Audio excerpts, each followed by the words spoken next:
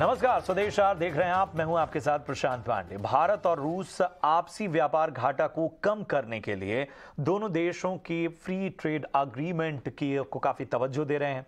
भारत दौरे पर आए रूस के डिप्टी पीएम डेनिस मंटुरोव ने यह जानकारी दी। उन्होंने कहा कि रूस भारत से व्यापारिक रिश्ते और मजबूत बनाना चाहता है।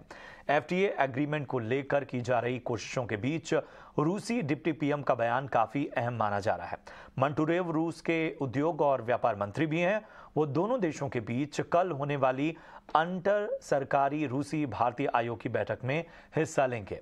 दौरे के पहले दिन मंटुरोव ने विदेश मंत्री एस जयशंकर और एनएसए अजीत डोभाल से मुलाकात की। रूस यूक्रेन युद्ध की वजह से रूस पर लगे प्रतिबंधों के बीच रूस दूसरे देशों के साथ व्यापारिक संबंध मजबूत बनाने में जुटा हुआ है। ऐसे में भारत के साथ द्विपक्षीय व्यापारिक संबंधों को बढ़ाने के लिए रूसी डिप्टी पीएम का भारत दौरा काफी अहम है। I think we should also, in a business gathering, be honest about the short and medium-term challenges that we face, and there could be, quite frankly, there could be over-compliance, there could be over-anxiety, or even over-caution on our side, and equally on the Russian side. There could be an inadequate appreciation of the concerns and the risks that Indian businesses face. So I would say what really the future of our economic cooperation requires is the willingness, the ability to really look at it from the point of view of the other party, and then come up with solutions which will overcome the obstacles. External affairs minister S Jaishankar ने आज कहा, भारत और Russia का relationship time tested है, और इतना ही time tested है, ये इसके बारे सब कोई बात करते हैं, बोलते हैं, इतना टाइम टेस्टेड है, और 3 एरिया में बहुत ही स्ट्रांग है। ये है डिफेंस, स्पेस और सिविलियन न्यूक्लियर एनर्जी। अब जयशंकर साहब ने कहा ये ब्रॉडन करना है, और कैसे ब्रॉडन करेंगे? इकोनॉमिक रिलेशनशिप और स्ट्रॉन्ग करके। और इसमें क्या रहेगा? इसमें इन्वेस्टमेंट रहेगा, मेक इन इंडिया रहेगा, इसमें टूरिज्म रहेगा, इसमें बहुत कुछ रह सकता है। और 2 मेजर एग्रीमेंट के बारे में बात हो रहा है, एक इन्वेस्टमेंट प्रोटेक्शन का, एक फ्री ट्रेड एग्रीमेंट में। ये 2 हो जाए तो भारत और रशिया का जो रिलेशनशिप है, इकोनॉमिक रिलेशनशिप है, वो और भी स्ट्रांग हो जाएगा। बढ़ते आगे, एप्पल भारत में कल अपना पहला स्टोर खोलने वाली है। कंपनी के सीईओ टिम कुक ने इस पर ट्वीट करते हुए लिखा कि न्यू एप्पल बीकेसी ग्राहकों का वेलकम करने के लिए बेकरार है। वहीं कंपनी ने मुंबई के बीकेसी स्थित स्टोर को आज मीडिया के प्रीव्यू के लिए खोला। स्टोर में क्या है खासियत, हमारी संवाददाता ऐश्वर्या पाटिल ने उसका जायजा लिया। वैसे तो एप्पल की प्रेजेंस पिछले 25 साल से इंडिया में उनके थर्ड पार्टी या प्रीमियम रीसेलर्स जैसे मेपल, आईवीनस इनके थ्रू हो रही थी, बट कल जाकर उनका सबसे पहला एप्पल रिटेल स्टोर इंडिया में ओपन अप होने जा रहा है, यही मुंबई के जियो वर्ल्ड ड्राइव बीकेसी मॉल में। अब इस स्टोर की बात करें तो हमने ये ऑब्जर्व किया कि जो ग्राउंड फ्लोर पे आपको काफ़ी सारी एप्पल प्रोडक्ट्स की रेंज देखने को मिलेगी, जिसमें Apple iPhone, Macintosh products, MacBook Pros ये सारे इंक्लूडेड है। एप्पल वॉच भी इस पूरे एक्सेसरी वॉल पे आपको अलग अलग प्रोडक्ट्स देखने को मिलेंगे, बट ये सारे प्रोडक्ट्स जो है वो एप्पल प्रीमियम प्रोडक्ट्स है। आपको यहाँ पर थर्ड पार्टी प्रोडक्ट्स इस स्टोर में आपको देखने को नहीं मिलेगी। अब ऊपरी फ्लोर की बात करें तो वहाँ पर आपको एक एंटरटेनमेंट सेक्शन देखने को मिलेगा, जहाँ पर आप एक्सपीरियंस कर सकते हैं Apple TV plus, Apple music, उनके होम पॉड मिनी जो कैसे ऑपरेट किए जाते हैं ये भी आप ट्राई कर सकते हैं। इसके अलावा अगर आप गेमिंग एंथुजियास्ट हैं तो आपके लिए गेमिंग आर्केड स्टेशन वहाँ पर दिया जा रहा है, जहाँ पर आप जाकर फर्स्ट हैंड एक्सपीरियंस कर सकते हैं गेमिंग आर्केड को। इसके अलावा ये भी कहा जा रहा है कि टिम कुक आ सकते हैं मुंबई और दिल्ली के एप्पल रिटेल स्टोर को लॉन्च करने के लिए, और ये भी कहा जा रहा है कि वो गवर्नमेंट और पॉलिसी मेकर्स से डिस्कशन करेंगे इन अगले कुछ दिनों में एप्पल की प्रोडक्शन और कैपेसिटी एक्सपेंशन को लेकर। इधर मुंबई करों को अगले कुछ दिन पानी की भारी किल्लत का सामना करना पड़ सकता है। आज सुबह मुंबई नासिक रोड के पास भिवंडी में ठाणे शहर को पानी सप्लाई करने वाली मुख्य पाइपलाइन फट गई। पाइपलाइन फटने के चलते लाखों लीटर पानी बर्बाद हो गया। इस वजह से ठाणे को दी जाने वाली सप्लाई बंद कर दी गई। इस वजह से कई इलाकों में लोगों को अगले कुछ दिन पानी की दिक्कत होगी। आपको बता दें कि कहा यह जा रहा है कि कई इलाकों में 15% तक पानी की कटौती हो सकती है। हमारी सहयोगी ने भी इसका जायजा लिया। तमाम रिपोर्ट्स हम आपको दिखाएंगे।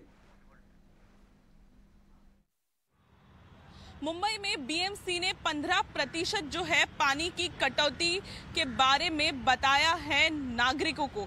अब इसका नुकसान किसको भरना पड़ रहा है? वो आम जनता को। 15% कटौती जो है वो पानी की बताई गई है बीएमसी के द्वारा।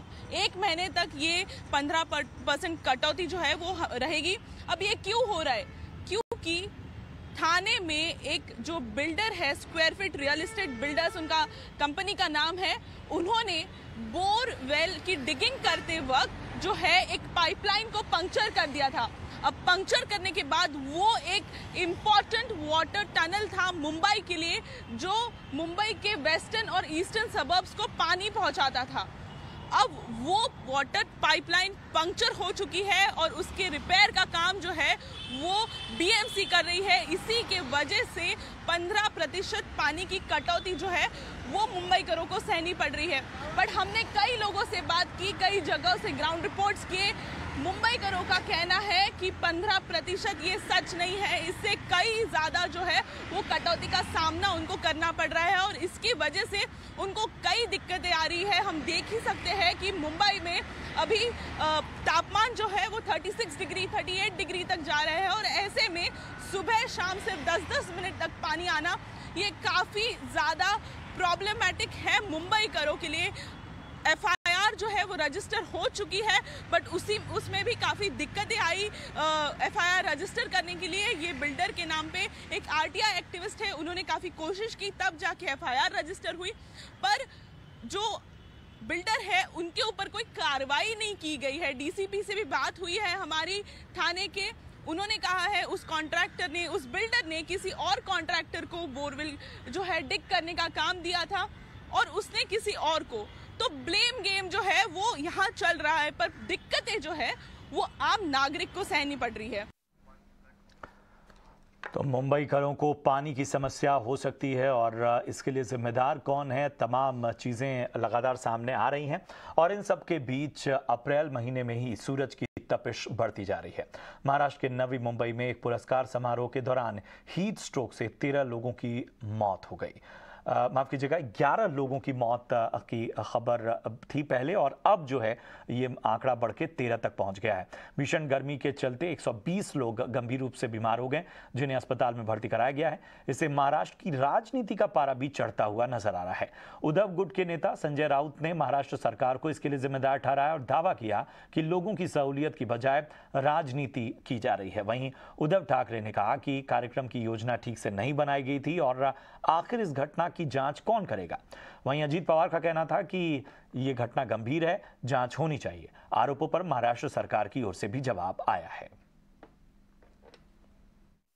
पहले तो जो दुर्घटना कल घटी उसके बारे में हमें बहुत दुख है। ये जिन लोगों की कल निधन हुआ है उनके बारे में हम दुख व्यक्त करते हैं। हमने सब पूर्व तैयारी अच्छी तरह से वहाँ पे की थी, लेकिन एक मैं जैसे बोल रहा हूँ 2-3 दिन पहले से एकदम क्लाइमेट चेंज होने की वजह से, एकदम हीट बढ़ने की वजह से बहुत सारे लोगों को ये तकलीफ हुई। करीबन 400-500 लोग को ट्रीटमेंट दिया, कई लोगों को तो वहाँ जगह पे दिया, कई लोगों को प्राइमरी ट्रीटमेंट वहाँ दे के गवर्नमेंट एम्बुलेंस से, गवर्नमेंट व्हीकल से हॉस्पिटल में लेके जा गए। लेकिन उनमें से खाली 8-10 लोगों को ज़्यादा तकलीफ हुआ और उनकी दुर्दैवी निधन हो गया। लेकिन उसके बारे में भी हम दुख व्यक्त करते हैं। और हमारी अगली खबर भी मुंबई से जुड़ी हुई है। सुप्रीम कोर्ट ने मुंबई मेट्रो को अनुमति से ज्यादा पेड़ों की कटाई के मामले में 10 लाख का जुर्माना लगाया है। सुप्रीम कोर्ट ने 2 हफ्ते के भीतर जुर्माना भरने का निर्देश दिया है। हालांकि अदालत ने मुंबई मेट्रो को आरे के जंगल से 177 पेड़ काटने की इजाजत दे दी है। मामले पर ज्यादा जानकारी दे रही हैं हमारी सहयोगी श्वेता वर्मा। सुप्रीम कोर्ट ने Mumbai metro rail corporation limited को फटकार लगाते हुए 10 लाख का फाइन लगाया है और यह बताया है कि उन्होंने कोर्ट को ओवर रीच करने की कोशिश की है। लेकिन इसके साथ ही सुप्रीम कोर्ट ने अब MMRCL को 177 पेड़ काटने की इजाजत दे दी है।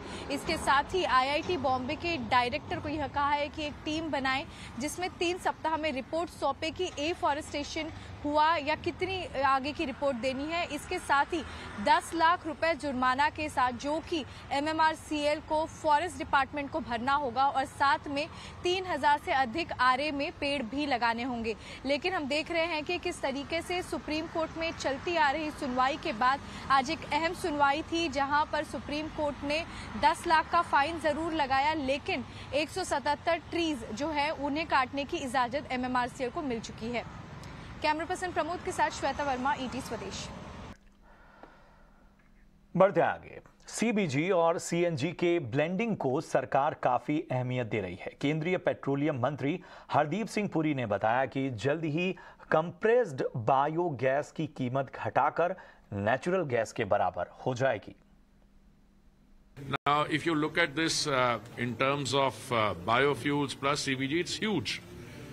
In the area of biofuels, we have a target that we had a target of 20% biofuels mixing by 2030. उसको माननीय प्रधानमंत्री जी ने उस टारगेट को आगे रख के अब 2025 तक और अगले 1 साल में कर लेंगे हम उसको। हमारा 10% का टारगेट था नवंबर 2022 तक बायोफ्यूल्स का, उसको भी हमने 5 महीने पहले कर दिया। अगर आज आप एक्सप्लोर करोगे, पर आप देखिए जो नई फाइंड्स आ रही हैं, जो गैस की हमारी प्रोडक्शन 18% बढ़ रही है हर साल। पिछले साल बढ़ी थी, इस साल भी बढ़ेगी। But India's requirements are so huge that whatever you do appears little, but some very good developments are taking place. And CBG, I'm very happy. You can ask, you have so many other things to do. Why are you here? CBG is one of our highest priorities. और कुछ state governments में भी इसमें लेके बहुत अच्छी उन्होंने progressive की है और आने वाले समय में you see that number will suddenly shoot. और चलिए अब बात महंगाई के मोर्चे पर आई राहत की खबर की। रिटेल महंगाई में कमी आने के बाद अब होलसेल प्राइस इंडेक्स में भी कमी दर्ज की गई है। मार्च महीने में थोक महंगाई दर यानी WPI घटकर 1.34% पर आ गई है। 29 महीने में ये WPI का निचला स्तर है। इससे पहले फरवरी 2023 में थोक महंगाई की दर 3.85% रही थी। गेहूं, दलहन और फ्यूल सस्ता होने से होलसेल महंगाई में गिरावट देखने को मिली है। ये लगातार 10वां महीना है जब होलसेल महंगाई गिरी है। पिछले सोमवार को आए आंकड़े में मार्च महीने में रिटेल महंगाई घटकर 5.66% पर आ गई। खाने पीने के सामान के दामों में गिरावट आने से रिटेल महंगाई घटी है।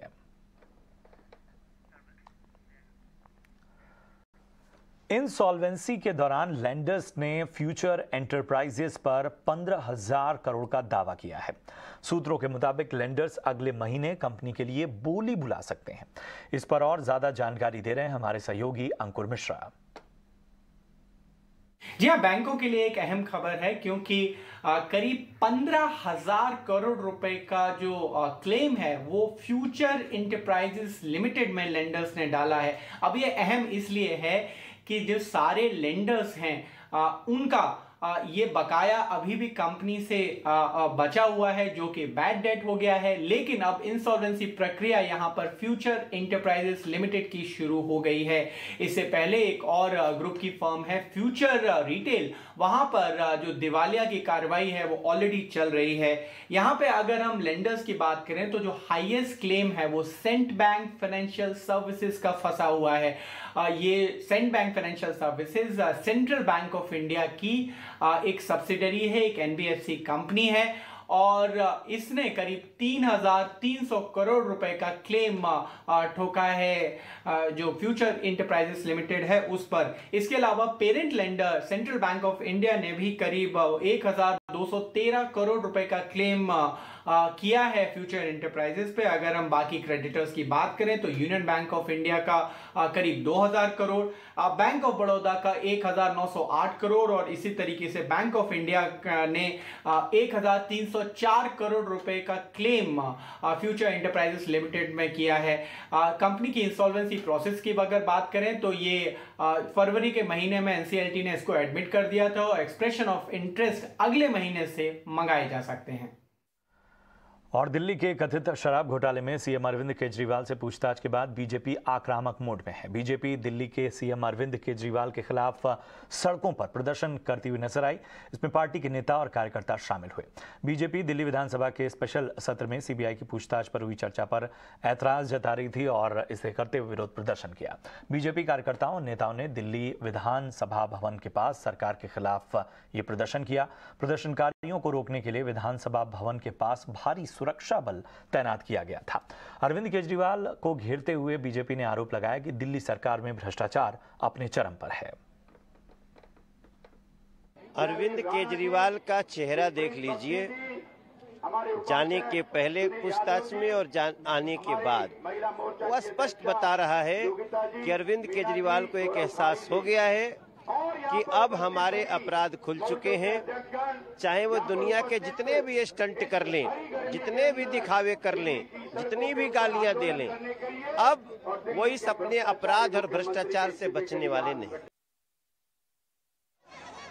दिल्ली बनना चाहता है सदाचारी। जब कोर्ट और एजेंसी करती है कार्रवाई तो ये बन जाते हैं और चिल्लाने लगते हैं अत्याचार अत्याचार, और यही इनका बन चुका है शिष्टाचार। आज सवाल ये बनता है कि अरविंद केजरीवाल अगर कोई छिपाने वाली बात नहीं है तो क्यों आप सवालों के स्पष्ट जवाब नहीं देते शराब घोटाले पर। भारतीय जनता पार्टी दिल्ली ने प्रदर्शन करके अलग अलग माध्यम से, प्रेस कॉन्फ्रेंस से, पोस्टर जारी करके केवल कुछ सवाल शराब घोटाले को लेकर पूछे हैं कि कैसे आपने 2.5% से 12% कमीशन बढ़ाई, किस प्रकार से ब्लैकलिस्टेड और मैन्युफैक्चरिंग कंपनीज को आने दिया, कैसे शो कॉज नोटिस जारी हुआ ब्लैकलिस्टेड कंपनीज को पर कार्रवाई नहीं हुई, किस प्रकार से करोड़ों रुपए की राहत और एक प्रकार से मुनाफा शराब माफिया को कमवाया गया। बढ़ते आगे, कर्नाटक के पूर्व सीएम जगदीश शेट्टार ने बीजेपी छोड़कर कांग्रेस का दामन थाम लिया है। आज बेंगलुरु के कांग्रेस ऑफिस में कांग्रेस अध्यक्ष मल्लिकार्जुन खड़गे और कर्नाटक अध्यक्ष डी.के. शिवकुमार की मौजूदगी में उन्हें कांग्रेस की सदस्यता दिलाई गई। शेट्टार ने कहा कि वरिष्ठ नेता होने के नाते जब उन्हें पता चला कि उन्हें टिकट नहीं मिल रहा तो वो चौंक गए। किसी ने उनसे बात तक नहीं की, किसी ने उनसे इस बात का आश्वासन नहीं दिया कि आगे किसी तरह का पद मिलेगा या नहीं। वहीं कर्नाटक के पूर्व सीएम और कांग्रेस नेता सिद्धारमैया ने कहा कि शेट्टार के आने के बाद कांग्रेस राज्य में 150 से ज्यादा सीटें जीतेगी, लेकिन बीजेपी जगदीश शेट्टार पर अब निशाना साध रही है। पार्टी ने बहुत कुछ दिया। एक व्यक्ति को डिप्टी सीएम बनाया है असेंबली हारने के बाद भी, और दूसरे को मतलब सीएम तक बनाया, चीफ मिनिस्टर तक बनाया, और उसके बाद पार्टी छोड़ के जाना ये उनके लिए चिंता का विषय है। कार्यकर्ताओं को भी स्थान मिलना चाहिए, कार्यकर्ताओं को भी टिकट मिलना चाहिए। इसलिए भारतीय जनता पार्टी सदैव कार्यकर्ताओं को प्राथमिकता देती है। यह लोग जो छोड़ के गए हैं, ये दोनों लोग अवश्य रूप से पछताएंगे, क्योंकि भारतीय जनता पार्टी में इस समय प्रधानमंत्री मोदी जी के लीडरशिप में काम करना यह गौरव की बात होती है। और बढ़ते हैं आगे बात कोरोना की। देश में लगातार तीसरे दिन गिरावट दर्ज की गई है कोरोना केसेस में। स्वास्थ्य मंत्रालय के मुताबिक देश में पिछले 24 घंटे में 9,111 नए केस दर्ज किए गए, जबकि इस दौरान 27 लोगों की मौत हुई। एक्टिव केस की बात करें तो ये आंकड़ा 60,000 के पार जा चुका है और इससे पहले शुक्रवार और शनिवार दोनों ही दिन मामले 10,000 को पार कर गए। सबसे ज्यादा कोरोना के मामले 13 अप्रैल को दर्ज किए गए थे। इस दिन 11,000 से ज्यादा केस आए थे। वहीं 29 मौतें भी इस दिन हुई थी। देश में कोरोना से सबसे ज्यादा केस 5 राज्यों से आ रहे हैं। केरल, दिल्ली, हरियाणा, यूपी और महाराष्ट्र का देश के कुल कोरोना केस में 67% हिस्सा है।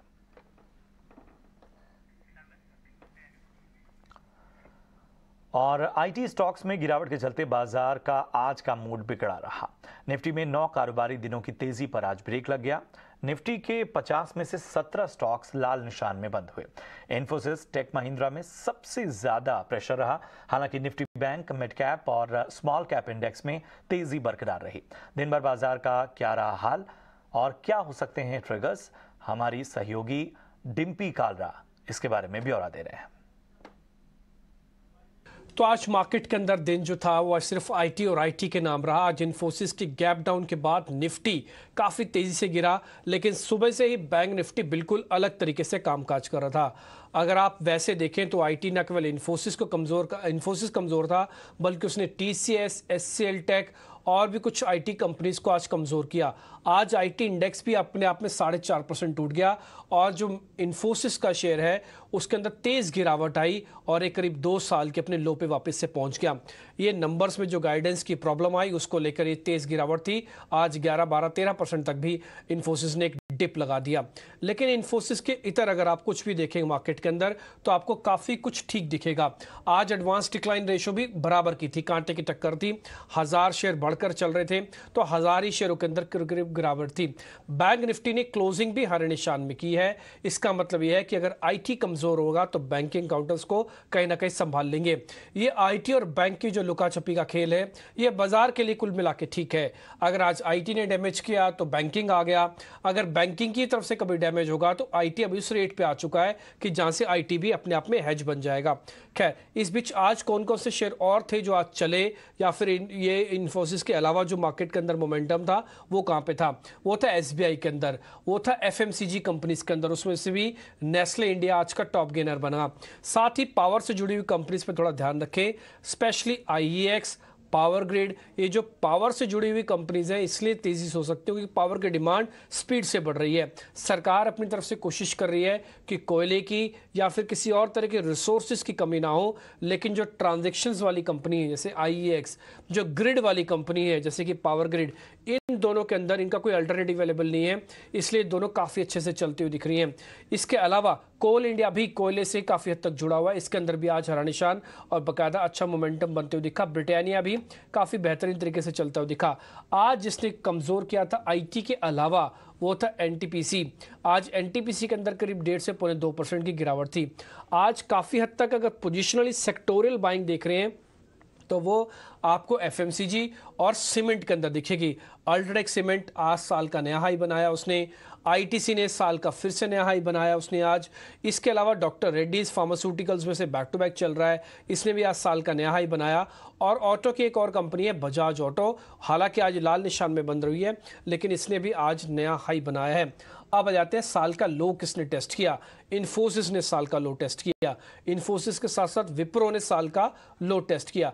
छोटे मझोले शेयर अगर आप देखेंगे मार्केट के अंदर तो वहां पे कुछ खास बड़ा डैमेज नहीं था, और वैसे भी वो सेक्टर स्पेसिफिक ना होके कंपनी स्पेसिफिक वहां पे काम ज़्यादा हो रहा है। जैसे कि आज कुछ हद तक छोटे मझोले बैंक काफ़ी अच्छा चल रहे थे। रेमंड्स के अंदर काफ़ी स्ट्रांग मूव आया। इसके अंदर इंडियन बैंक जो सरकारी बैंकों का खेमा है वो काफ़ी स्ट्रांग था। CUB, Central Union Bank, AU Bank, ये काफ़ी हद तक स्ट्रांग आते हुए। तानला सॉल्यूशंस के अंदर भी आज हमको ठीक ठाक बाइंग वापस से बनते हुए दिखी है। जो शेयर कमज़ोर थे इस कैटेगरी में वो था 361 यानी कि ब्रोकरेज कंपनी। इसके अलावा सोनाटा सॉफ्टवेयर जैसी छोटी मिड कैप आईटी कंपनीज के अंदर भी आज हमको प्रेशर बनते हुए दिखा।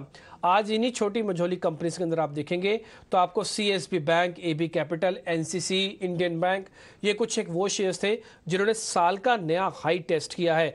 और जो वीक काउंटर्स रहे हैं उसमें जो साल का लो जिसने टेस्ट किया मिड कैप कैप कैटेगरी में, वो था एम्फेसिस का शेयर। ये करीब 0.25% नीचे जाके बंद हुआ।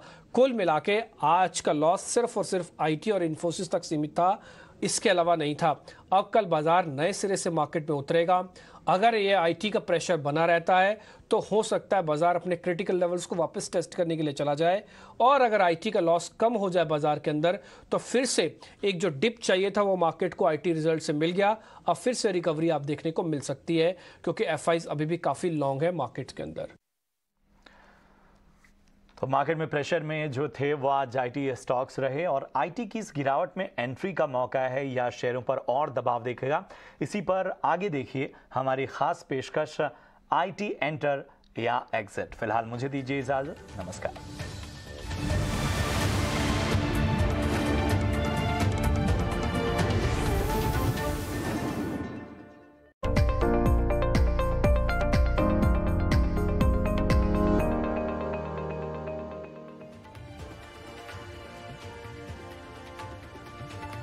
नमस्कार, आपके साथ मैं हूं पूजा त्रिपाठी और आप देख रहे हैं ईटी नाउ स्वदेश। और अब हमारी खास पेशकश में आपका स्वागत है, और आज हम डिस्कस करने वाले हैं आईटी सेक्टर के बारे में।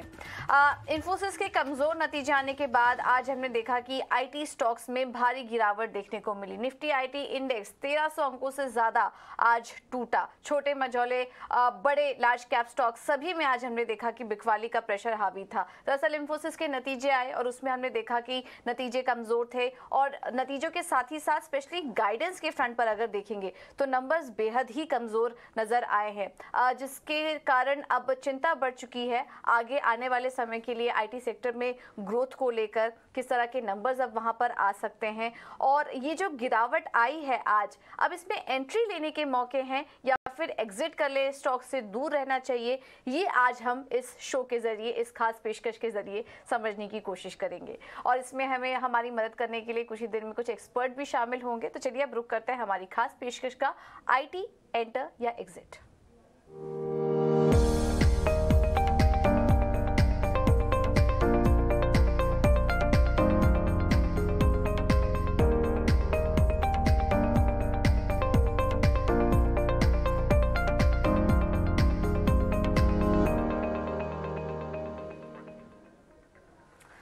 जो भारी गिरावट हमने देखी उसके पीछे सबसे बड़ी वजह ये थी, अब एक के बाद एक जो नतीजे आ रहे हैं आईटी कंपनियों के। टीसीएस के नंबर्स आए, उसके बाद हमने देखा कि गिरावट का प्रेशर हावी था। उसके बाद इन्फोसिस के नतीजे आने के बाद तो मूड और माहौल बेहद ही खराब हो गया। सेंटिमेंट्स काफी ज्यादा नेगेटिव हो चुका था आज आईटी स्टॉक्स की अगर बात करें तो सबसे पहले ये समझ लेते हैं कि इन्फोसिस के नतीजे कैसे रहे थे, उस पर ब्रोकरेज हाउस की रिपोर्ट्स क्या कह रही हैं, और इन्फोसिस और टीसीएस की तुलना करें तो किस तरह की गाइडेंस यहां पर निकल आई, कौन ज्यादा बेटर दिखाई दे रहा है, ये सब हम आगे समझने की कोशिश करेंगे। और इस पर एक पूरी डिटेल एनालिसिस और रिसर्च लेकर हमारे साथ शरद मौजूद हैं। शरद, सबसे पहले तो बताइए इन्फोसिस के नंबर्स जो आए हैं कैसे रहे हैं, टीसीएस की तुलना में कैसे थे, और ब्रोकरेज हाउस की जो रिपोर्ट्स हैं वो क्या कह रही हैं इन नतीजों पर।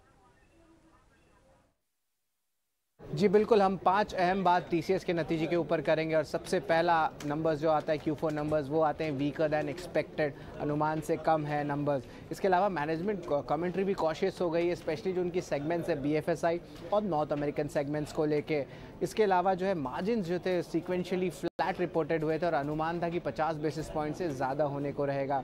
हालांकि अगर पॉजिटिव साइड में देखें तो चौथा इंपॉर्टेंट बात है कि जो डील विन हुई है वो एक पॉजिटिव सरप्राइज देखने मिली। लगभग $10 बिलियन का जो बुक टू बिल रेशियो है उसमें भी एक अच्छी इंप्रूवमेंट देखने मिली है।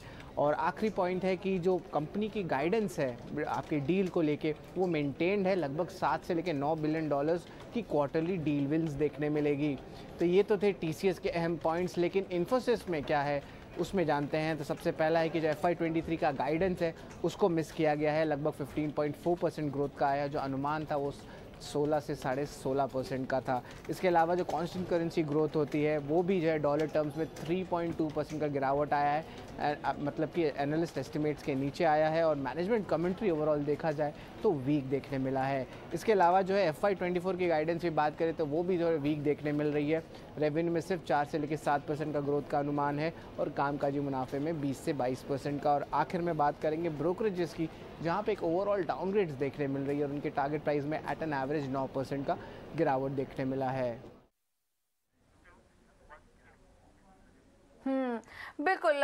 तो ये हैं इन्फोसिस और टीसीएस के नतीजे। एक कंपैरिजन करके हमने आपके सामने ये रखने की कोशिश की कि टीसीएस के नंबर्स की पिक्चर्स कैसी थी, इन्फोसिस की पिक्चर कैसी थी, और कुछ पैमाने पर ये भी नज़र आ रहा था कि टीसीएस के नंबर्स डील विंग के फ्रंट पर भी ज़्यादा बेटर नज़र आ रहे थे इन्फोसिस से। तो खैर ये तो बात हुई नतीजों की, बट शरद अब आगे ये भी आपसे समझना चाहेंगे, आप ब्रोकरेज हाउस के रिपोर्ट्स की बात कर रहे थे, इन्फोसिस पर क्या कुछ टारगेट्स और व्यूज निकल कर आ रहे हैं ब्रोकरेज के? जी बिल्कुल, इन्फोसिस देखें तो जो गिरावट स्टॉक में देखने मिली है, सबसे भारी गिरावट पिछले 3 साल में देखने मिली है। ऑफकोर्स फोर्थ क्वार्टर के नंबर्स जो हैं overall weak set of numbers देखने मिले हैं। सीसी ग्रोथ जो था आप कह सकते हैं सबसे कम देखने मिला था, जो डी ग्रोथ कह सकते हैं फर्स्ट क्वार्टर FY21 से।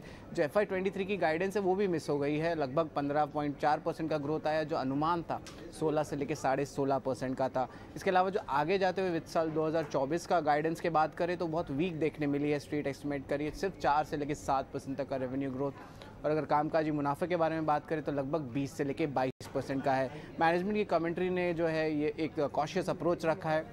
वो कह रहे हैं जो डिमांड एनवायरनमेंट है वो अभी भी अनसर्टन है, हालांकि डील पाइपलाइन जो अभी भी स्ट्रांग है और लगातार दूसरे क्वार्टर में जो एट्रिशन लेवल्स कम हुए हैं। नोमुरा ने जो है डाउनग्रेड किया है कंपनी को न्यूट्रल से बाई से, और टारगेट प्राइस भी कट हो गया 1660 से 1290 रुपीज़ पर शेयर। क्रेडिट स्विस भी यहाँ पे भी डाउनग्रेड किए हैं स्टॉक को, जो टारगेट प्राइस है वो घट गया है 1760 से 1240 रुपीज़ तक। और जेफरीज के बारे में बात करें तो हालांकि मेंटेन बाई रेटिंग रखे ज़रूर है, लेकिन टारगेट प्राइस घट गया 1770 रुपीज़ से 1570 रुपीज़ तक। तो ओवरऑल आप कह सकते हैं कि टारगेट प्राइस में लगभग 9% का गिरावट आया है। लेकिन सवाल उठता है कि इस लेवल्स में करंटली टेक्निकल लेवल्स में जो है किस लेवल्स पे इन्फोसिस को बाई किया जाए, और हमने जो है एनालिस्ट से और एक्सपर्ट से बात किया, और यहाँ पे कुणाल रामबिया ने जो है एक रेंज दिया है लगभग 1140 से लेकर 1150 रुपये तक। नरेश ने जो है रेंज जो बाइंग प्राइस दिया वो लगभग 1150 रुपये का है, और प्रशांत सावंत ने जो है लगभग 1190 का टारगेट प्राइस दिया है बाइंग लेवल्स के लिए। बिल्कुल, तो ये एक एंट्री लेवल नजर आ रहा है इन्फोसिस के लिए, जो कि हमारे टेक्निकल एनालिस्ट आपको सुझा रहे थे। इसे इन लेवल्स को आप नोट डाउन कर लीजिए। बाकी जो ब्रोकरेज हाउस की रिपोर्ट है उन्होंने तो टारगेट में कटौती कर ही दी है। नोमुरा ने यहाँ पर टारगेट में कटौती की है अपने, और इसके अलावा क्रेडिट स्विस की तरफ से भी और जेफरीज की तरफ से भी यहाँ पर टारगेट प्राइस में कमी आई है। तो रिपोर्ट्स भी कुछ ज़्यादा एनकरेजिंग नहीं है, और इन सब का इम्पैक्ट आज हमने देखा कि इन्फोसिस के शेयर में देखने को मिला। 9 से 10% की गिरावट वहां पर आज देखने को मिली है। तो ये तो थे ब्रोकरेज हाउस के रिपोर्ट्स, लेकिन उसके अलावा आज हमने इन्फोसिस के नतीजों पर काफी सारे एक्सपर्ट से, बड़े जानकारों से बात की। जो गिरावट आई उसमें इन्फोसिस में क्या करें, इसको लेकर हमने दिग्गजों से बात की। आइए आपको एक एक करके सुनवा देते हैं उनका क्या कहना था। कि आईटी इन्वेस्टमेंट हमेशा कहा है कि एक इंडिया के लिए अच्छी इन्वेस्टमेंट है, लेकिन उसको आपको रखना पड़ेगा 4 से 5 साल के पर्सपेक्टिव पे, और आईटी को हमेशा रखिए इन्वेस्टमेंट डिविडेंड के पर्सपेक्टिव से कि आप उसका 5, 7 साल, 10 साल डिविडेंड खाएंगे। ये मैं इनको बोलूंगा ये एक बास्केट है, ये शेयर्स हैं, एमएनसी शेयर जैसे नेस्ले वगैरह बास्केट है, जहां पे आप डिविडेंड कमाएंगे, स्टेबिलिटी रहेगी आपको, कि गवर्नेंस इशू नहीं आएगा। मार्केट इशू आ सकता है, गवर्नेंस इशू नहीं आएगा आपके साथ में, और करेक्शन पे आप इसको लीजिए, बट पर्सपेक्टिव आपका है कि 5 से 7 साल वाला। If large companies like Infosys, which deals with a majority of Fortune 500 and Fortune 2000 clients, they cannot predict their business or foresee the business for a quarter, then things are changing too fast. And I think that was a similar commentary from TCS as well. I think the fact is that companies entered into the January quarter while there was some degree of caution late last calendar year on around impending rising rates and impending recession in US. But things really did turn bad in the first quarter because of the fallout of this financial crisis and or blow up of some of the smaller banks and the CSLP incident, which actually has turned larger banks and financial institutions much more careful and cautious in their approach to business. Quarter के नतीजों पे ज्यादा ध्यान न दिया जाए, यही मैं कहूंगा, क्योंकि ये क्वार्टर के नतीजे ऊपर नीचे होते रहेंगे। हमें ध्यान देना चाहिए कि ओवरऑल जो है ये कैसे स्पेंड होने वाला है, एंड गार्टनर ने पूरे लार्जर पिक्चर को देखा है। और हमारे जो रिसर्च पब्लिश हुए हैं उसमें हम काफी ऑप्टिमिस्टिक हैं और आप सही कह रहे हैं कि जो लगभग 9% के लगभग आईटी सर्विस स्पेंडिंग ग्रोथ हम बता रहे हैं, और ये ग्रोथ अगले 3-4 साल तक हमें दिख रहा है। अभी अगर आप प्रोवाइडर्स को देखें तो उनके भी पाइपलाइंस भरे हुए हैं और वो काफी उनके पास बिजनेस आ रहे हैं। अभी भी वो एट्रिशन रेट्स पे उलझे हुए हैं और उसको थोड़ा सा मतलब और कम करने की कोशिश कर रहे हैं। So if you look at TCS, it has grown, right? Infy has seen a decline, and honestly, we are a bit puzzled by that because typically you see about 95-96% of your existing book of business should just roll over. So even if there are delayed project starts, it doesn't really explain a decline. तो कुछ जानकार puzzled हैं इस numbers को देख के। कुछ का कहना है कि आईटी स्पेंडिंग्स आगे बढ़ने वाली हैं, तो ग्रोथ लॉन्गर टर्म के लिए यहाँ पर आईटी कंपनियों के लिए कुछ दिक्कतें नहीं दिखाई दे रही है। हाँ, शॉर्ट टर्म में जिस तरीके से मंदी के हालात हैं, ग्लोबल जो सिनेरियो बन रहा है, उसका इम्पैक्ट यहाँ पर देखने को मिल सकता है, ये मानना है हमारे दिग्गज एक्सपर्ट से बात हुई।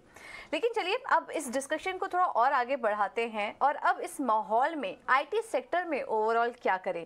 क्या ये एंट्री लेने का मौका है या फिर अभी दूर रहना बेहतर रणनीति होगी, और अगर एंट्री लेना है तो किन स्टॉक्स में इस वक्त आपको एंट्री लेनी चाहिए, किसके वैल्यूएशंस अच्छे लग रहे हैं, इस पर हम आगे बात करेंगे। और हमारे साथ जुड़ गए हैं विधि इन्वेस्टमेंट के विवेक कारवा और HDFC सिक्योरिटीज के विनय रजानी, दोनों ही हमारे साथ मौजूद हैं। आप दोनों का ही बहुत बहुत स्वागत है शो पर और इस खास चर्चा में पार्टिसिपेट करने के लिए बहुत बहुत धन्यवाद आपका। विवेक, सबसे पहले तो आपसे समझना चाहेंगे, अभी आप सुन रहे थे हमारे एक्सपर्ट्स को भी बात की, नतीजों का पूरा एनालिसिस हमने आपके सामने रखा। ये नतीजे आपने कैसे रीड किए? क्योंकि हमने देखा एक बार टीसीएस के जब कमेंट्स आए उसके बाद गिरावट आई और इन्फोसिस के बाद तो भारी गिरावट, मूड और माहौल खराब किया आईटी सेक्टर का। अब क्या करना चाहिए? नतीजे इतने जो कमजोर आए उसके पीछे के क्या फैक्टर्स आपने वॉच किए और अब क्या करें इन्फोसिस में? गुड आफ्टरनून पूजा। देखिए, 2-3 फैक्टर्स ऐसे कॉमन मैन में अगर बात करूं तो पहला फैक्टर तो मुझे ये लग रहा है कि 2023 एक वॉश आउट ईयर हो सकता है, क्योंकि सबसे पहला सवाल रहेगा इन्वेस्टर्स का कि कितना टाइम लगेगा इसको अगर रिकवरी देना है, क्योंकि ज्यादातर आज के दिन एनालिस्ट कंफ्यूज्ड है कि इसमें अब रिकवरी 6 महीने लेगी कि 1 साल लेगा। तो मुझे लगता है कि 2023 एक वॉश आउट फैक्टर रहेगा।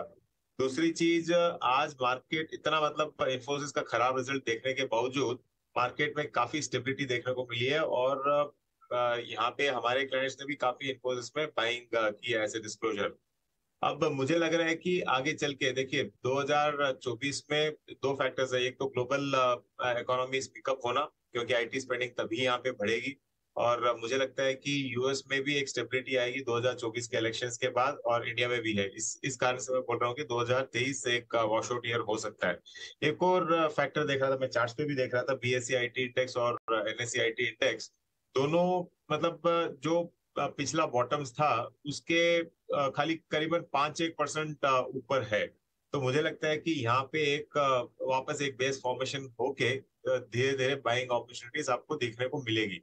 तो इमीडिएट रिकवरी आएगा नहीं, जैसे मैंने कहा साल एक भर लग सकता है, और आगे चल के हमको देखना पड़ेगा कि न्यू क्लाइंट एक्विजिशन कैसे होता है, मार्जिन इंप्रूवमेंट इसमें आ रहा है। जो अट्रिशन का एक समय पे हम लोग बात करते थे वो तो टॉपिक खत्म हो गया फिलहाल, लेकिन न्यू क्लाइंट एडिशन बहुत इंपॉर्टेंट रहेंगे और जो मार्जिन इंप्रूवमेंट है वो भी बहुत इंपॉर्टेंट रहेंगे आगे चल के। तो अगले 2-3 क्वार्टर लगेगा इसको सेटल होने में। तो इस स्पेस में एक और बात बोलना चाहूंगा मैं, यहाँ पे जो पहले 30-35 की पीई पे चलते थे आईटी स्टॉक्स, वो डी रेटिंग होके आज के दिन करीबन 25 एक पीई पे चल रहे हैं। मुझे लग रहा है कि वो डी रेटिंग प्रोसेस अभी भी जारी है और हो सकता है कि ये करीबन 20-22 के बीच में आके सेटल हो। तो इन्फोसिस में और समझ लो कि 5 से लेके 7% का करेक्शन हम लोग देख पाएंगे, ये लग रहा है शॉर्ट टर्म के लिए। बिल्कुल, तो ये शॉर्ट टर्म के लिए आपको रेंज भी बता दी है, और आगे के लिए क्या इंपॉर्टेंट फैक्टर्स रहेंगे, अगले 2-3 तिमाही में क्या इंपॉर्टेंट फैक्टर्स रहेंगे नतीजों में वॉच आउट करने के लिए, ये भी हमने आपको बताया। तो प्रेशर रह सकता है, नज़र रहेगी आने वाले समय में आईटी के लिए भी। विनय, आपका क्या मानना है आईटी सेक्टर में जो आज भारी गिरावट आई है उसमें? 2 सवाल मैं इसमें क्लब करना चाहूँगी। एक तो ये है कि इन्फोसिस में आज जो गिरावट आई है अब एंट्री लेवल आप क्या देख रहे हैं और कितना डाउनसाइड पहले तो यहाँ से आप देख रहे हैं, और एंट्री लेवल क्या होगा फिर इन्फोसिस के लिए, या फिर पूरी तरह से अवॉइड करेंगे? और अगर इन्फोसिस नहीं तो फिर और कौन सा स्टॉक आपको पसंद आ रहा है लार्ज कैप में या फिर मिड कैप में, जिसकी की वैल्यूएशंस इस वक्त आपको काफी आकर्षक नजर आ रहे हैं? Good evening all of you. तो डेफिनेटली आज के लो के लेवल से निफ्टी आईटी इंडेक्स में बहुत ही जबरदस्त बाइंग हमने देखी है। आज का जो निफ्टी आईटी इंडेक्स का जो लो था 26,200 के करीबन था, और ये इंपॉर्टेंट सपोर्ट लेवल था, क्योंकि ये हम अगर सितंबर 2022 की बात करते हैं तो 26,200 पे ही एक रिवर्सल देखा था, एक मेजर बॉटम बनते हुए देखी थी। और रशिया यूक्रेन का जो वॉर्स का जो चल रहा था तब उस दौरान जुलाई मंथ में जो लो बना था वो भी 26,200 था। तो टेक्निकली भाषा में हम इसको ट्रिपल बॉटम फॉर्मेशन बोलते हैं। आज का लो भी 26,185 के करीबन था। दैट मींस ये almost at the same level इसने सपोर्ट लिया, और करीबन 800-900 पॉइंट की तेजी हमने बॉटम के लेवल से देखी थी आईटी इंडेक्स में। हालांकि इससे पोजिशनल व्यू चेंज नहीं होता है, एक डेफिनेटली लॉन्ग टर्म सपोर्ट के ऊपर आने की वजह से इसमें एक पुल बैक आते हुए देखा है इंडेक्स में। और जहां तक इन्फोसिस की बात करें तो इन्फोसिस का मंथली चार्ट अगर मैं देखता हूं, जो लॉन्गर टाइम फ्रेम हम अगर पोजिशनल व्यू लेते हैं, तो इन्फोसिस ने अपने मंथली चार्ट पे एक lower top lower bottom formation बनाया है। तो मुझे लग रहा है कि कहीं ना कहीं थोड़े बहुत pull back because of the IT index में एक सपोर्ट आया, तो थोड़ा बहुत पुल बैक आएगा, रिएक्शन आएगा, जिगजैग होगा, लेकिन ओवरऑल टाइम रिट्रेसमेंट काफी लग सकता है इसमें। अगर निवेशकों को अगर पैसा लगाना है तो मुझे लग रहा है कि कहीं ना कहीं आईटी सेक्टर में, और जैसे कि इन्फोसिस और टीसीएस के रिजल्ट्स ऑलरेडी आ चुके हैं, तो इसको एक एसआईपी के जरिए विदाउट ऐसे सोचे हुए कि इसको हम परफेक्ट टाइम करें, आप इसमें एसआईपी करेंगे ग्रेजुअली, तो आने वाले 6 से 8 महीनों में या 1 साल में जो भी आप एसआईपी करोगे, तो जैसे जैसे आपका ग्रेजुअल कॉस्ट एवरेजिंग नीचे होगा, तो आने वाले सालों में आपको अच्छे रिटर्न्स मिल सकते हैं। क्योंकि ये एक सेक्टर अभी अनसर्टेनिटी से गुजर रहा है, और टेक्निकली भी लॉन्ग टर्म चार्ट्स पे lower top lower bottom Infosys जैसे स्टॉक्स ने बनाए हैं, तो इतना वी शेप रिकवरी तो हमें नहीं लग रही कि इसमें आएगी। हालांकि वैल्यूएशंस के हिसाब से फंडामेंटली टीम को, अब हमारी फंडामेंटल टीम को इस लेवल पे अट्रैक्टिव लग रहा है, और मे बी यहाँ से धीरे धीरे ऐड करना चाहिए, ऐसा व्यू है। लेकिन प्योरली ये इन्वेस्टमेंट बेट है, और मैंने जैसे बताया इसका तरीका जो इन्वेस्टमेंट का वो है एसआईपी के जरिए होना चाहिए। तो शॉर्ट टर्म में मे बी 5-7% का उछाल इन्फोसिस जैसे स्टॉक में आ सकता है, आईटी इंडेक्स में आ सकता है, लेकिन ओवरऑल पर्सपेक्टिव से देखें तो थोड़ा टाइम अभी भी लगेगा आईटी सेक्टर को यहाँ से एक अच्छी दिशा में, पॉजिटिव दिशा में आने के लिए। तो ट्रेड करते रहिए, एक एप्रोप्रिएट स्टॉप लॉस लगे ट्रेडर्स के लिए, और इन्वेस्टर्स के लिए एसआईपी के जरिए इन्वेस्ट करता रहिए, वही बेस्ट तरीका रहेगा। और मैं अभी कोई स्टॉक स्पेसिफिक अभी बुलिश बैट लेना नहीं चाहूंगा आईटी सेक्टर में, क्योंकि अभी भी रिजल्ट्स आने बाकी हैं और कहीं नेगेटिव सरप्राइजेस भी आ सकते हैं मिड कैप आईटी स्टॉक्स में। तो बेटर है कि वेट कर लें, कि जिसके नतीजे रिलेटिवली बेटर आएंगे उसी में ही हम बैट लेना पसंद करेंगे। बिल्कुल। तो टीसीएस और इन्फोसिस में आप थोड़ा थोड़ा एसआईपी कर सकते हैं, लॉन्गर टर्म के लिए कोई दिक्कत नहीं है, बट शॉर्ट टर्म में पेन दिखाई दे रहा है। ये इस वक्त हमारे फंडामेंटल एनालिस्ट भी कह रहे हैं, टेक्निकल एनालिस्ट भी कह रहे हैं, और जो भी बड़े दिग्गज से हमारी बातें हो रही है वो भी यही कह रहे हैं कि शॉर्ट टर्म के लिए पेन बना हुआ है, बट लॉन्गर टर्म के लिए कोई दिक्कत नहीं है। एसआईपी करने का मतलब ही यही है कि आप टाइम मत करिए और थोड़ा थोड़ा करके निवेश करिए, लॉन्ग टर्म में आपको फायदा मिलेगा इसका।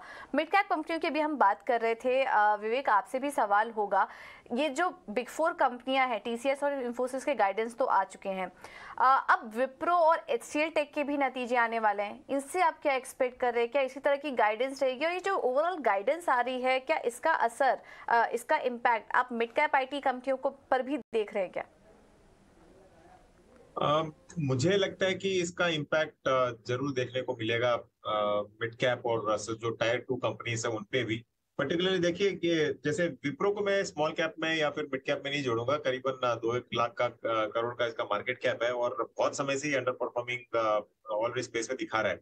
लेकिन पूजा, आप अगर वैल्यूएशंस की आज अगर बात करो, तो मुझे लगता है कि जैसे आपने कहा वो HCL टेक्नोलॉजीज और करीबन 20-21 की पी पे चल रहा है, और अगर इन लाइन एक्सपेक्टेशन अगर रिजल्ट्स भी देता है जो मार्केट एक्सपेक्ट कर रहा है आज के दिन, समझ लो विप्रो के जैसे ही नंबर्स अगर वो भी डिक्लेयर करता है, और अगर गाइडेंस भी 5% या फिर 6% रेवेन्यू ग्रोथ की अगर दिखाते हैं वो लोग, तो वहां पे डाउनफॉल फिर भी कम रहेगा, क्योंकि वैल्यूएशन एक कंफर्ट लेवल, बहुत बड़ा कंफर्ट लेवल है HCL टेक्नोलॉजी में। और दूसरा स्टॉक अगर मैं गिनूं, विप्रो थोड़ा अनकंफर्टेबल लग रहा है, लेकिन HCL टेक्नोलॉजी और ये मतलब दिमाग से लॉस्ट, हाँ माइंड ट्री, तो माइंड ट्री भी मुझे ठीक ठाक लग रहा है यहाँ पे। तो ये दोनों स्टॉक सीरियसली देखने चाहिए, और नंबर 1 बेट रहेगा मेरा एचसीएल टेक। तो इस बीच एचसीएल टेक अच्छा लग रहा है। मिड कैप स्पेस में अगर आपको नजर रखनी हो तो माइंडट्री पर आप नजर रख सकते हैं। विवेक, एक और सवाल होगा, थोड़ा सेक्टर आउटलुक हम आपसे समझना चाहेंगे। इस वक्त देखिए यूएस में मंदी की भी बात चल रही है, और अमूमन हम ऐसा देखते हैं कि अगर ऐसे कुछ सिनेरियो बनते हैं तो आईटी स्पेंडिंग में हम बढ़त देखते हैं। तो ओवरऑल गाइडेंस तो वैसे कमजोरी है, बट क्या वाकई आप पेन इन सभी कंपनियों के लिए देख रहे हैं, या फिर आगे 2-3 क्वार्टर अगर निकल जाए तो इनके लिए एक बड़ा फायदा होता हुआ यहाँ पर दिखाई देगा? स्पेस है, और आज के दिन इन्फ्लो इतना ज्यादा है कि मुझे ऑथर का नाम याद नहीं आ रहा है, लेकिन आज सुबह मैंने एक रिपोर्ट पढ़ी थी जहाँ पे वो उनका कहना है कि यूएस में जितना एक्सपेक्टेड रिसेशन हम लोग देख रहे हैं उतना नहीं होगा, और कई फैक्टर्स उन्होंने उस रिपोर्ट में दिखाया, गूगल करने पे मिल जाएगा वो रिपोर्ट। तो मैं ये बोलना चाह रहा हूँ कि टोटली कंफ्यूज्ड स्टेट पे है अभी सब लोग, क्योंकि ये स्पेस छोटा मोटा स्पेस है नहीं, और यूएस इकोनॉमी छोटी मोटी इकोनॉमी है नहीं। तो आगे चल के क्या स्टेबिलिटी इमीडिएटली देखने को मिलेगा नहीं मिलेगा, ये बहुत बड़ा क्वेश्चन मार्क है, जिसपे एक फर्म ओपिनियन लेना मेरे से भी इम्पॉसिबल रहेगा, और मुझे नहीं लगता कि वो कोई ले भी सकता है। इसके लिए मैंने कहा था कि 2023 हो सकता है कि वॉश आउट हो, और जैसे ज्यादातर एनालिस्ट का मानना है कि आज अगर आप एसआईपी मोड में इसको एक्यूमुलेट करते हो आईटी सेक्टर को, तो अगले 1.5 साल में 2 साल में आपको ये पक्का रिटर्न दिखा सकता है, क्योंकि 24 तक का यूएस का भी इलेक्शन खत्म हो चुका होगा, और एक मतलब डायरेक्शन मिल जाएगा इकोनॉमीज को, बोथ यूएस और इंडिया को, किस डायरेक्शन में जाना है। और अगर स्टेबिलिटी, जैसे मैंने कहा, ये रिपोर्ट अगर सही है और उतना बड़ा फॉल नहीं आता है यूएस इकोनॉमी में, तो मुझे लगता है कि ये स्पेंडिंग फटाफट बढ़ सकता है और आईटी सेक्टर एक अच्छा खासा बाउंस बैक दिखा सकता है। तो ऐसे ही मोड पे रहिए अभी, जल्दीबाजी मत कीजिए और आज ही सब कुछ लेना करके नहीं सोचना है। बिल्कुल विनय, एक लास्ट कमेंट फिर आपसे लेना चाहेंगे इस पर। क्या अब पोर्टफोलियो चर्निंग करने की जरूरत है? अगर किसी ट्रेडर का, किसी इन्वेस्टर का वेटेज आईटी स्टॉक्स में ज्यादा है तो क्या अब समय है कि वहां पर थोड़ी कमी करें? और अगर दूसरे सेक्टर में एंट्री लेनी हो तो फिर कौन कौन से सेक्टर, कौन से स्टॉक्स आपको इस वक्त अच्छे लग रहे हैं? स्टॉक स्पेसिफिक अगर बात ना करें तो सेक्टर स्पेसिफिक कौन कौन से सेक्टर इस वक्त आपको अट्रैक्टिव लग रहे हैं, और आईटी में इस वक्त अब क्या करना चाहिए? देखिए आईटी में अगर आप लार्ज कैप स्टॉक्स होल्ड कर रहे हैं जैसे टीसीएस और इन्फोसिस है, तो डेफिनेटली पैनिक करके बेचने का मतलब नहीं है। ऑलरेडी अच्छा खासा करेक्शन आ गया है, और हो सकता है कि 5 से 10%, 15% करेक्शन आ भी जाता है, बट जब ये रिकवर आता है या कहीं पे कुछ यूएस मार्केट से पॉजिटिव न्यूज आते हैं या इंडियन मार्केट में कुछ पॉजिटिविटी आती है तो ये रिकवर भी तेज होते हैं। तो मुझे लग रहा है कि अगर आप लार्ज कैप कंपनी होल्ड कर रहे हैं और इन्फोसिस और टीसीएस जैसी कंपनी होल्ड कर रहे हैं तो मुझे नहीं लगता कोई पैनिक की जरूरत है। हालांकि आप वेटेज थोड़ा रिशफल कर सकते हैं। वेटेज अगर आपका ज्यादा है, आईटी सेक्टर में एक्सपोजर ज्यादा है, तो आपका एक्सपोजर आप कम कर सकते हो। जैसे आप 30% या 20% पे हो तो उसको कम करके 10% का वेट करना चाहिए। और जो सेक्टर हमें अट्रैक्टिव लग रहा है वो है पीएसयू बैंक सेक्टर। तो पीएसयू बैंक्स में काफी सारी अपॉर्चुनिटीज दिख रही है, technically as well as fundamentally as well. तो ये दोनों पर्टिकुलर पीएसयू बैंक्स में आपका एक्सपोजर बढ़ाना चाहिए। हमने रिसेंटली बैंक निफ्टी का अच्छा परफॉर्मेंस देखा है, लेकिन यहाँ से अगर आप 1 साल का व्यू लेते हो, 2 साल का व्यू लगता है, तो काफी सारी पीएसयू बैंक्स अट्रैक्टिव लग रही है हमारी फंडामेंटल टीम को, फंडामेंटल वाइज भी और टेक्निकली भी काफी सारे संकेत मिल रहे हैं कि जो आने वाले 6 से 8 महीने में जबरदस्त आउट परफॉर्मेंस दिखे, ऐसा लग रहा है। तो पीएसयू बैंक स्टॉक्स में और सेक्टर में आपका वेटेज बढ़ाना चाहिए, और आईटी सेक्टर में रिलेटिवली थोड़ा कम करना चाहिए। लार्ज कैप अगर स्टॉक होल्ड करते हो तो इस लेवल से पैनिक करने की जरूरत नहीं लग रही है। ठीक है, तो चलिए इसी नोट के साथ विनय जी, विवेक जी, आप दोनों का ही बहुत बहुत धन्यवाद हमारी इस खास चर्चा में पार्टिसिपेट करने के लिए। बहुत बहुत शुक्रिया आपका। चलिए फिलहाल इस पेशकश में इतना ही, मुझे दीजिए इजाजत, नमस्कार।